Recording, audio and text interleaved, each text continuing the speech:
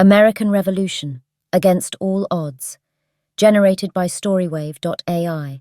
Smash that like button and subscribe for more. Chapter 1. Braving the Odds. In the biting chill of a 1777 December, the Continental Army under the command of General George Washington made their encampment at Valley Forge. The once vibrant autumn hues had surrendered to a monochromatic world of white and gray, a stark backdrop to the dire circumstances the army found themselves in. "General, the men are ill-equipped," lamented Nathanael Greene, the newly appointed quartermaster general, as he approached Washington. His breath formed puffs of mist in the frigid air. Blankets are scarce, and shoes are a luxury few can claim. Washington, standing resolute against the icy gusts that swept through the camp, met Greene's concern with a steady gaze. "Our resolve must outlast these shortages," he asserted, his voice firm, betraying none of the cold that nipped at his skin. "We must ignite a fire of determination in their hearts." The landscape of Valley Forge mirrored the plight of the Continental soldiers, a stark expanse of hardship. Makeshift huts dotted the camp, offering scant shelter from the relentless cold. Inside one such hut, a group of soldiers huddled together, their faces gaunt, the hollows of their eyes darkened by privation. "Will our next meal be mere hope again?" one soldier quipped grimly, attempting to coax a smile from his comrades. Another, his uniform threadbare and soiled, responded with a cough that rattled his chest. "Hope doesn't fill bellies or warm feet," he retorted, his tone edged with the bite of cynicism sharpened by their predicament.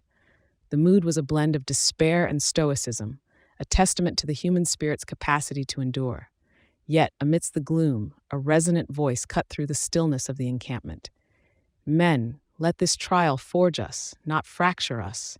Washington's words carried weight, his presence a steadying force among the ranks. A young officer, his face not yet touched by the ravages of war, approached Washington with a report. "General, the latest count shows another rise in sickness. The physicians are overwhelmed." Washington's jaw set, his mind racing with the enormity of the task at hand. "We shall redouble our efforts. Write to Congress. No soldier shall falter from neglect if I can wield any influence to prevent it." As days turned into weeks, the relentless cold bore down upon the encampment. The Schuylkill River, a stone's throw from their huts, lay frozen, a mirror reflecting the sun's feeble attempts to penetrate the winter's grip. Marquis de Lafayette, the French nobleman who had cast his lot with the American cause, joined Washington in surveying the troops. His youthful energy was a sharp contrast to the wariness that clung to the men like the frost on their tents. "These conditions," Lafayette observed, his accent lending an exotic flair to his words, "they test the mettle of our alliance as much as the men's fortitude." Washington nodded, fully aware of the precarious thread upon which their hopes hung. "Our French allies are as vital to our success as the muskets we carry. Your support, Marquis, may yet tip the scales in our favor." Indeed, the alliance with France, brokered through painstaking diplomacy, was a glimmer of light in the encroaching darkness. It was a promise of aid, of reinforcements, and of a shared vision for a world where liberty was more than a fanciful notion. As the winter waged its campaign against the spirits of the commanders worked tirelessly to sustain morale. Drills were conducted with a strictness that belied the scarcity of their provisions, a means to instill discipline and purpose in the face of uncertainty. One evening, as the crimson hues of twilight bled into the horizon, a hushed conversation took place between two soldiers, their breaths visible in the chill air. "We're not just fighting the British, are we?" one soldier murmured, the weight of his musket in his hands grounding him. "We're fighting this invisible enemy that steals warmth and life." His companion, a man with lines of experience etched into his face, replied, "Aye, but fight we will. For each other, for freedom, for a chance to emerge from this crucible as victors, not victims." As Chapter 1 of their struggle closed, the Continental Army, with Washington at its helm, found themselves on the brink. They were the embodiment of the underdog, their resilience tested to its limits. Yet within the cold confines of Valley Forge, a fiery resolve kindled. They were united, not just by a desire to survive the winter, but by the shared dream of a nation forged from the flames of revolution, ready to brave the odds, no matter how insurmountable they seemed. Chapter 2, Redcoat's Might. The British Empire, with its formidable red-coated legions and warships that cut imposing figures on the horizon, had tightened its grip on the American colonies. Philadelphia had fallen, its capture a stinging blow to continental aspirations. New York, too, remained under the thumb of the Crown, its ports bristling with the masts of the Royal Navy. In the smoky confines of an officer's tent, Major General Henry Clinton, a man of stern countenance and incisive mind, addressed his subordinates with a strategic overview that bespoke confidence. "Our dominance at sea is unquestioned," he began, his voice resonant, "and our soldiers are the very bastion of discipline. This rebellion shall crumble under our might." Across the chessboard of conflict, American soldiers whispered of the Redcoats' unyielding discipline and the thunderous broadsides of their ships. Each tale, embellished in the retelling, seemed to amplify the aura of invincibility that surrounded British forces. Amidst the occupation, a British officer, tall and imposing, paraded through the streets of occupied Philadelphia, his red coat a vivid slash against the drab colors of the city. Civilians watched from behind shuttered windows, their eyes betraying a mixture of fear and begrudging admiration. The officer, Lieutenant Colonel Banastra Tarleton, was known for his sharp, tactical mind and relentless pursuit of victory. "Let the colonists bear witness to the order and power of the empire," Tarleton proclaimed to his men, his voice carrying with equal measures of authority and derision. "Let them see what true might looks like." However, even as the British forces displayed their strength, whispers of resistance wove through the colonies like threads of a coming storm. In clandestine meetings and secret correspondences, names like Washington and Lafayette were spoken with a reverence that belied their underdog status. In Boston, a gathering of patriot leaders convened, the urgency of situation etched upon each face. John Adams, a man whose fervent words had fanned the flames of independence, addressed the assembly. "The Redcoats may have their ships, their guns, their unwavering lines," he admitted, "but we have the spirit of liberty fueling our cause. That, gentlemen, is a force no empire can smother." His cousin Samuel Adams, a firebrand in his own right, added, with a determined glint in his eye, "And we have the cunning to match their might. Our knowledge of this land, our willingness to adapt, that's where our advantage lies." At sea, John Paul Jones, a captain whose audacity on the waves had earned him both respect and infamy, stood at the helm of his ship, the Bonhomme Richard. He peered through his spyglass at the daunting silhouettes of British warships. "They may rule the waves, but we shall teach the tyrants a lesson," he declared to his crew, his voice a rallying cry amidst the ocean's roar. "We are outmatched, but not outmaneuvered." The British occupation continued, its presence a constant reminder of the monumental task facing the continental forces. Yet in every occupied city, every skirmish on the frontier, the seeds of defiance took root. The underdogs of this conflict, though outmanned and outgunned, clung to the belief that their cause was just and their resolve unbreakable. As the sun dipped below the horizon, casting long shadows across the colonies, the British forces remained ever vigilant, their martial might on display. But beneath the apparent calm, a tempest of rebellion simmered, its currents running deep and strong. With each passing day, the underdogs of the American Revolution bided their time, their determination unwavering, their strategies evolving. In the face of the Redcoats' might, they prepared to tilt the scales, to prove that even the greatest of empires could be challenged by the indomitable spirit of freedom. Chapter 3, A Glimmer of Hope. The tattered remnants of the Continental Army, nestled in the relative safety of their winter encampment, found themselves teetering on the brink of dissolution. Yet, as the cold sun rose on a crisp morning, a stir of excitement coursed through the ranks. The reason for this sudden shift in spirits was a man, Gilbert du Motier, better known as Lafayette, whose very name had become synonymous with hope. George, standing before his officers in the war-torn tent that served as his headquarters, shared the tidings that had lifted spirits like a brisk wind fills sails. "Gentlemen, our French allies have committed to our cause. Lafayette has returned, and with him the promise of French reinforcements.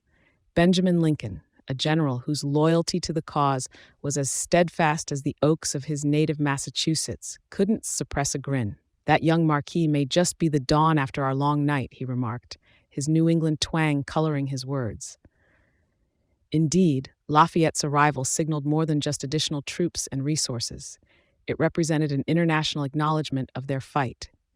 The young Frenchman, brimming with enthusiasm and military acumen, greeted Washington with a flourish typical of his aristocratic breeding. General, je suis ici avec des nouvelles qui vont raviver le sieur de chacun. Lafayette announced, his French accent lending a certain nobility to his declaration. The king has sent ships, soldiers, and supplies. We will train your men, and together we will face our shared enemy. Washington, moved by the fervor of his young friend, clasped Lafayette's hand in a firm shake. Your presence brings light to our darkest hour, Marquis. We shall begin immediately. Our men are eager to learn and even more eager to fight. As word of the alliance and the expected aid spread, the camp's atmosphere transformed. Soldiers who had once spoken in hushed tones of despair now conversed with a newfound vigor. In the communal areas of the camp, where men gathered to share meals of meager rations, the conversation turned to tactics and strategies. Baron von Steuben, a Prussian military officer who had volunteered his services to the Continental Army, arrived at the camp with a critical mission: to transform raw recruits into a disciplined fighting force. His presence, alongside Lafayette's, was a tangible sign of the growing global support for their cause. Line up, shoulders back, eyes forward. Von Steuben barked, his command slicing through the morning air as the men scrambled to form ranks. Your enemy won't be impressed by your ability to starve and freeze. It's your ability to fight that will see you through. One of the soldiers, a young man from Virginia named James, whispered to his comrade Thomas. "Ever seen a drill sergeant so fierce?" he asked, a smirk playing on his lips as they practiced the precise movements dictated by the Baron. Thomas, his feet aching in his battered boots, replied with a chuckle, "If the redcoats are as intimidated by him as we are, we might just win this war." Meanwhile, in the harbor of Boston, anticipation built as the first of the French ships were spotted on the horizon. Sailors and soldiers alike crowded the docks, craning their necks to catch a glimpse of the vessels that carried not just munitions and men, but the promise of a fighting chance. A seasoned naval officer, John Barry, known for his formidable command at sea, stood at the waterfront, his eyes alight with the reflection of the sails. "Let the British tighten their blockade," he muttered to his second-in-command. "These French ships will give us the edge we need." Back at Valley Forge, training continued with renewed intensity. Washington, observing the drills from a distance, allowed himself a small smile. The alliance with France was a turning point, a vital infusion of support that could very well tip the scales in their favor. As the sun set on a day of hard training, Lafayette sat with Washington, their conversation a mixture of French and English, plans and predictions. "Mon ami," Lafayette said earnestly, "I feel it in my bones. This alliance, it is just the beginning. Together, we are writing history." Washington, his eyes reflecting the flickering flames of the nearby fire, nodded in agreement. "Indeed, Marquise.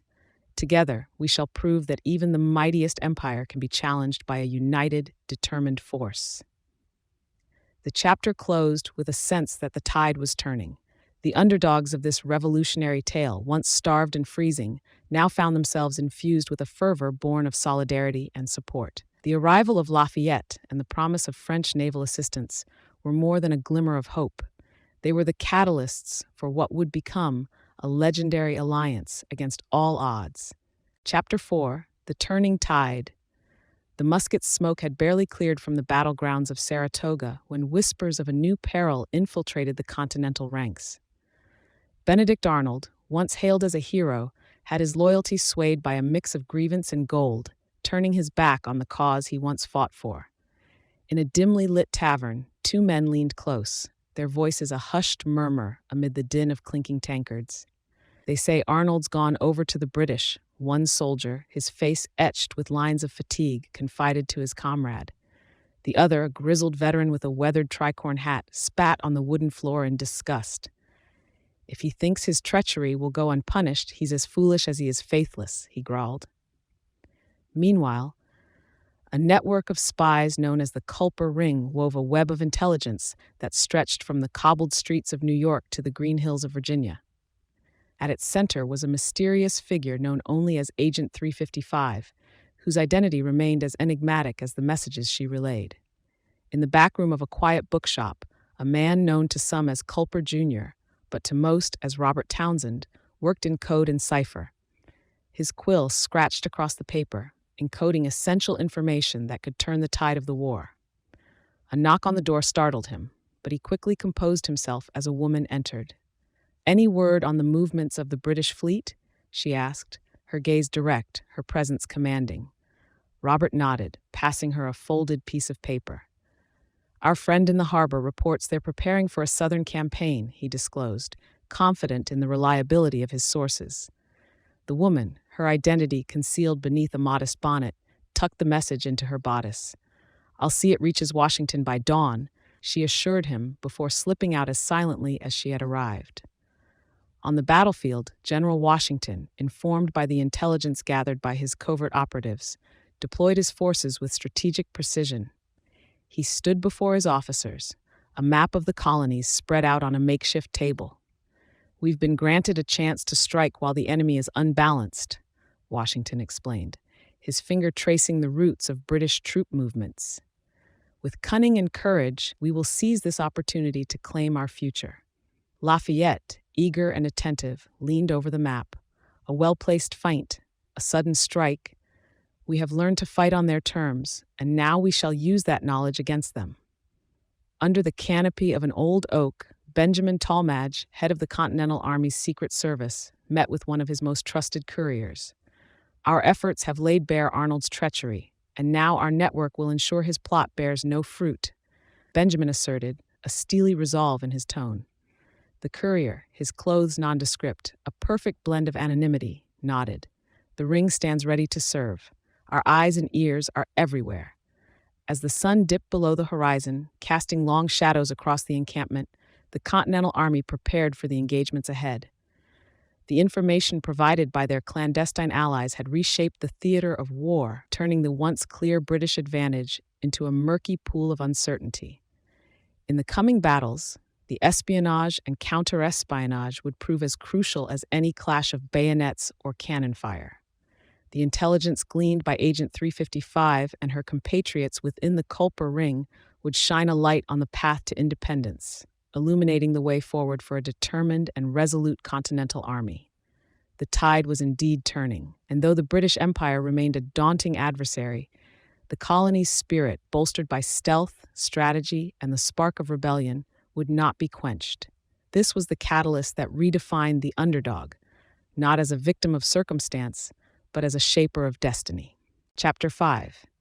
Forging an Army, Valley Forge, a name that had come to symbolize the crucible of the Continental Army's resolve, buzzed with the clamor of transformation. The frigid winter had begun to wane, giving way to the rigorous routines introduced by Baron Friedrich Wilhelm von Steuben, whose presence turned the encampment into a sprawling military academy. Left, right. Stand tall, you're soldiers, not scarecrows. Von Steuben's voice echoed across the parade ground, where lines of men practiced their new drills with a mixture of earnestness and stumbling awkwardness. George observed from a distance, his countenance marked by a quiet approval as he watched von Steuben, the Prussian drill master, instill a sense of order he had long sought for his troops. Turning to his aide-de-camp, Alexander Hamilton, George noted, "That man is worth his weight in gold. He's crafting soldiers from this raw clay." Alexander, ever observant and keen-minded, replied, "It's a sight, sir. The men they're changing before our eyes. Von Steuben doesn't just command, he believes in them. That makes all the difference." Nearby, two soldiers, Ethan and Samuel, paused to catch their breath after a grueling drill session. "Never thought I'd be thankful for a man who works us to the bone," Ethan said, wiping the sweat from his brow with the back of his hand. Samuel, his musket now held properly after countless corrections, grinned. "Aye, but if it means we stand a chance against the Redcoats, I'll drill from dawn till dusk." The camp's transformation wasn't limited to its drill routines. Tailors, some of whom were fellow soldiers handy with needle and thread, worked tirelessly to provide uniforms that reflected their newfound discipline. The once motley assortment of attire was slowly replaced with blue coats with red facings, white waistcoats and breeches, black boots, and for some, hats adorned with cockades. Lafayette, who had taken a particular interest in the sartorial aspect of the army's transformation, oversaw the fitting of uniforms for a group of soldiers. "Regardez," he said, gesturing to a mirror so a young soldier could see himself. "You are the very image of a continental soldier." The soldier, whose name was James, couldn't help but stand a little taller at the sight of his reflection. "Feels strange, Marquise, to look so proper," he admitted, a small smile breaking through. As the weeks progressed, von Steuben's influence permeated every aspect of military life. The previously unruly encampment now operated with a clockwork precision that spoke volumes of the changes wrought. The soldiers marched with purpose, their formations tight and responsive to the commands barked by their newly appointed sergeants.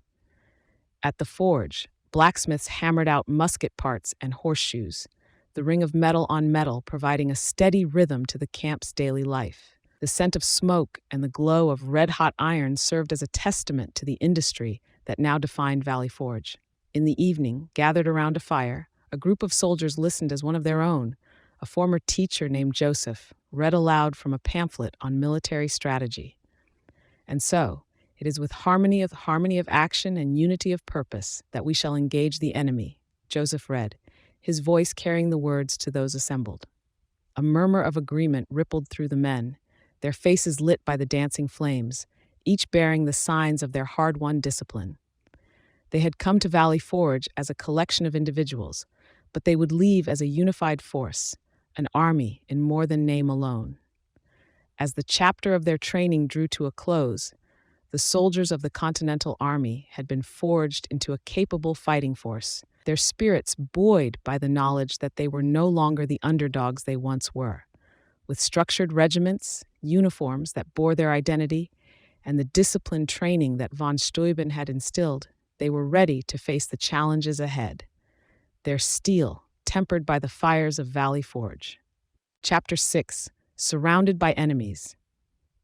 The war, which began as a struggle for independence from British rule, had since burgeoned into a complex web of conflicts. The colonies were beset on all sides, not only by the formidable Redcoats, but also by Native American tribes and internal factions loyal to the Crown. In a tent on the outskirts of the Continental encampment, General George and his aide-de-camp Alexander pored over dispatches detailing skirmishes with the Mohawk, a tribe whose allegiance with the British had been secured by the efforts of Mohawk military leader Joseph Brant. "Joseph is pressing hard on the frontier," Alexander remarked, his expression grave. "His forces have grown bold, bolstered by British support." George frowned, his mind racing with the strategic implications. "We cannot afford to stretch ourselves too thin, yet we must protect our settlements." "Have we word from General Sullivan?" "Not yet, sir," Alexander replied, "but he's well aware of the stakes." On the northern front, Continental forces encountered sporadic but fierce resistance from Loyalist militias. The schism within the colonies was nowhere more evident than in the woodlands of New York, where brother sometimes took arms against brother. A Continental soldier named Ethan exchanged words with a captured Loyalist, his voice tinged with incredulity. "You'd stand with King George against your own kin?" The Loyalist, bound and weary, met Ethan's gaze with a defiant lift of his chin. "King George's rule is law. What you call freedom, I call rebellion." Elsewhere, whispers of a different threat circulated among the rank and file. In the Carolinas, the British had rallied Loyalist forces, stoking the flames of civil unrest and threatening to undermine the revolution from within. In a hushed meeting lit by the flicker of candlelight, a group of patriot leaders in Charleston discussed the precarious situation. "The British are cunning," one leader, a man with the bearing of a seasoned statesman named John Rutledge, stated. "They aim to divide us, to erode our unity." His companion, a plantation owner turned soldier named Francis Marion, known for his elusive tactics, nodded. "Then we must be swifter, strike where they least expect it. The swamps and rivers are our allies as much as the French." The struggles were manifold, but the resolve of the Continental Army and its supporters remained unshaken. Within the encampments, around the fires that held back the chill of the night, stories of bravery and resilience were shared, knitting the fabric of a shared resolve tighter with each retelling. George, in a moment of quiet reflection with Lafayette, considered the daunting array of adversaries. We find ourselves encircled by enemies, Marquise. Yet I cannot help but feel that each challenge we overcome binds these states closer together. Lafayette, his youthful features set in a determined line, responded, "It is in adversity that we discover our true strength, General. Together, we will weather this storm." As the chapter of Surrounded by Enemies came to a close, the underdogs of the American Revolution continued their fight on multiple fronts.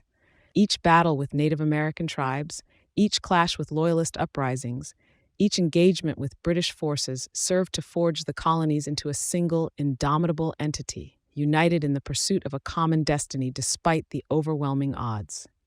Chapter 7: Siege of Yorktown. The Siege of Yorktown loomed as a monumental clash, the crescendo of long years of struggle.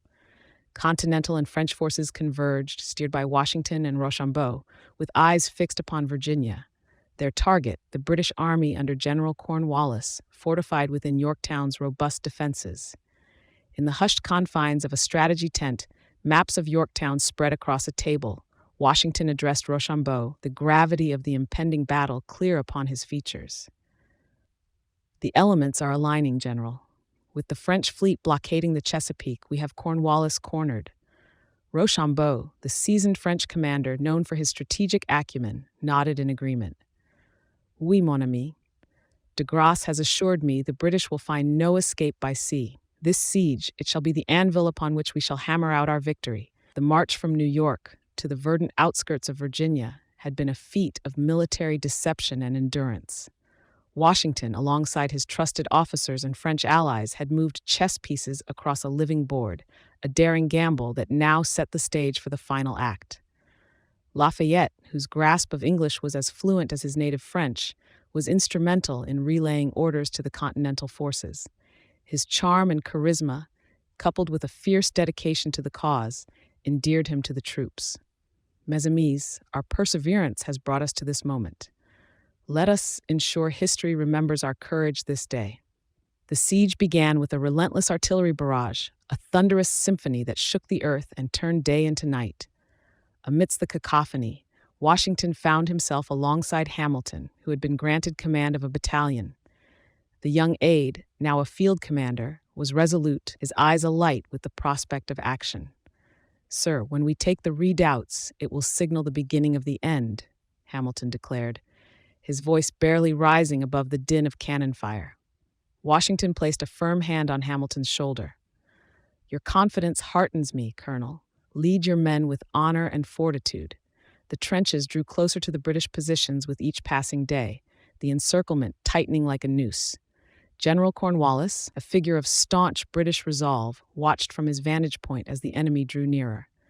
His second-in-command, Lieutenant General Charles O'Hara, voiced the concern that weighed on their minds. "General, our situation grows precarious. The French Navy has stifled our supply lines, and the rebels press forward with unrelenting zeal," O'Hara said, his face etched with the strains of the siege. Cornwallis, his hands clasped behind his back, his gaze never leaving the horizon, responded tersely. "We shall hold, Charles. We must." The Allied forces launched their final assault under the cover of darkness, a coordinated strike with bayonets fixed and hearts steeled. The redoubts, those formidable British defenses, were overwhelmed in a maelstrom of hand-to-hand combat. As dawn broke over the besieged city, a silence fell. The British flags, which had flown with imperial pride, were lowered in surrender. General Cornwallis, his options spent and his army beleaguered, capitulated. In a modest ceremony marking the British surrender, Washington stood tall, his outward calm belying the elation that surged within. Across from him, O'Hara offered his sword in defeat, a symbol of the British Army's capitulation. Washington, ever magnanimous in victory, directed O'Hara to surrender the sword to his second-in-command, General Benjamin Lincoln. The gesture, poignant in its reversal of fortune, was not lost on those present. The siege of Yorktown marked more than a military triumph. It was the culmination of countless sacrifices, a testament to the unwavering spirit of the once unlikely victors. The underdogs had overcome, their climactic victory at Yorktown, a beacon of hope that would illuminate the birth of a nation. Chapter 8: The Dawn of a Nation. The cannons had fallen silent, and the clamor of battle gave way to the hushed, tense anticipation of diplomats and statesmen. In the grand halls of Paris, men of influence and power gathered to draft the terms that would define the future of a continent. The Treaty of Paris was not merely a document, it was the blueprint for a world forever altered by war. John Adams, the Massachusetts lawyer turned envoy, adjusted his spectacles as he studied the parchment before him.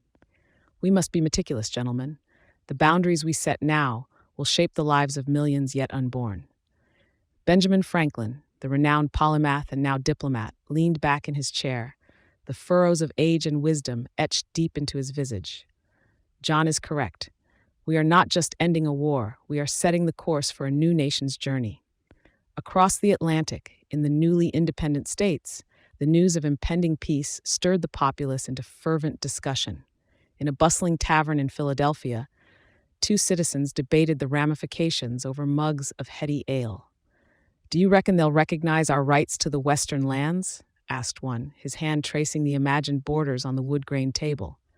His companion, a man whose eyes sparkled with the prospect of untamed frontiers, replied, "They'll have to. We've bled for this land. We've earned it."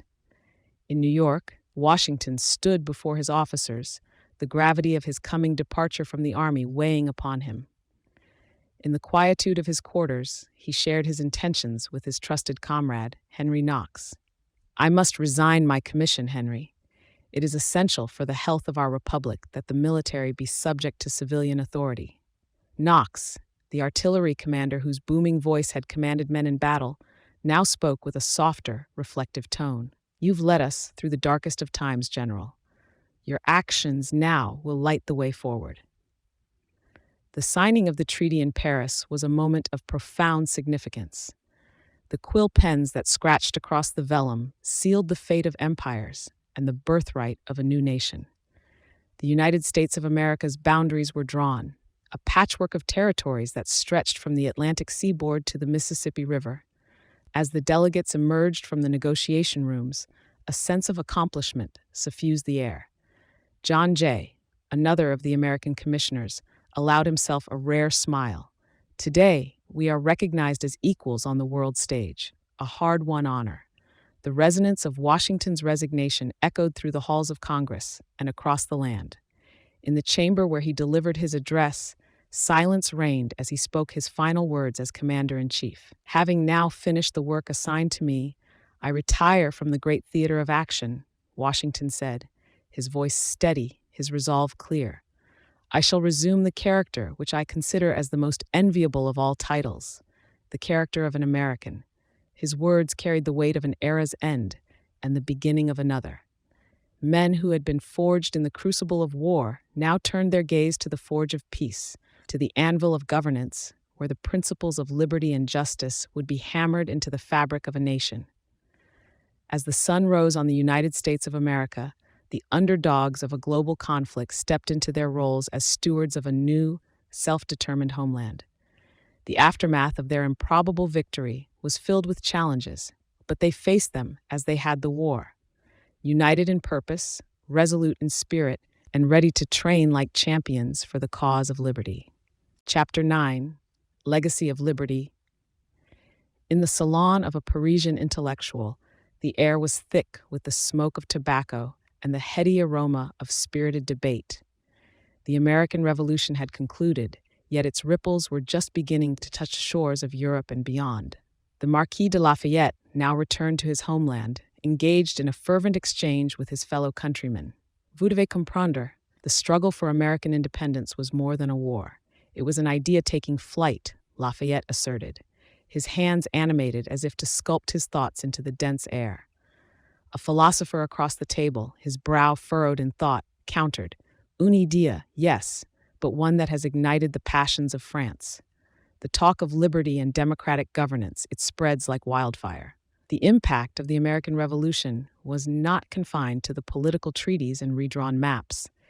It had sown seeds of enlightenment and rebellion that would soon see harvest in the French Revolution and elsewhere. The notion of a government by the people had found fertile ground. Across the Atlantic, in the newly formed United States, James Madison and Alexander conversed in the corridors of power where the Constitution was being crafted. The weight of their responsibility was palpable, the air redolent with the scent of ink and parchment. Alexander, we must ensure that the principles for which we fought are enshrined in this document, James insisted, his voice a steady timbre of conviction. Alexander, whose own pen had fervently argued for the system of federalism, replied, "Indeed, James, our Constitution must be a bulwark against tyranny, a framework for liberty that will endure through the ages."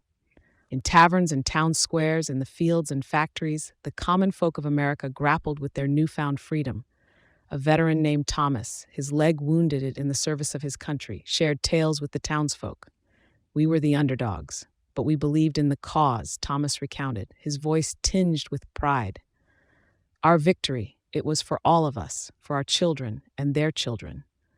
A young listener, eyes wide with the wonder of a country's genesis, asked, "And do you reckon, sir, that what happened here will change the world?" Thomas chuckled, the sound rich with the knowledge of experience. "Son, it already has." The revolution had indeed cast long shadows, influencing nations and peoples who yearned for self-determination. It stood as a testament to the power of collective will and the unyielding desire for self-governance. As the century turned, the echoes of liberty rang out, inspiring other nations to challenge the yoke of monarchies and empires. From the cobblestone streets of Paris to the distant colonies of Latin America, the American experiment had demonstrated that the underdog could not only fight, but could triumph. The legacy of the American Revolution was etched not in stone, but in the annals of humanity's ceaseless quest for freedom. It was a chapter in a larger story, one that would see the rise of democracies and the push for civil rights that continues to unfold.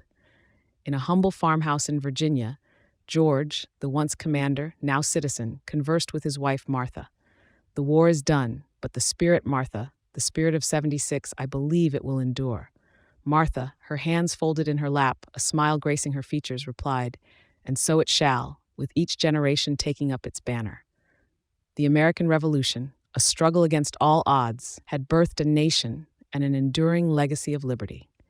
Its influence would ripple through centuries, a clarion call to all who dared to dream of a world governed not by the whims of the few, but by the consent of the many. Thank you for listening. Subscribe now and visit our website, StoryWave.ai, to start creating your own generative audiobooks today. StoryWave is the only true on-demand entertainment portal.